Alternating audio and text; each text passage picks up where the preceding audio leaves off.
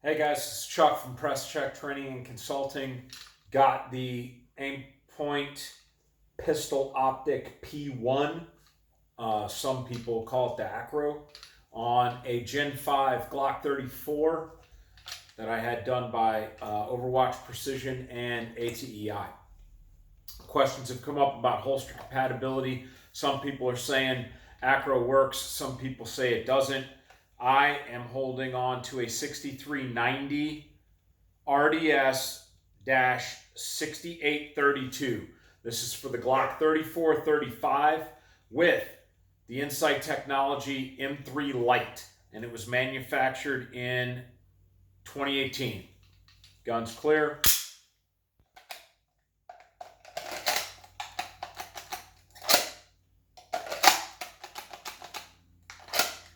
No modifications to the retention shroud on the ALS mechanism or any of that. The only conflict is the rain cover, which some people affectionately call the Cheeto guard. It will partially cover but will not lock into place in the up position when the P1 is mounted. But as far as retention is concerned, absolutely holding solid in there.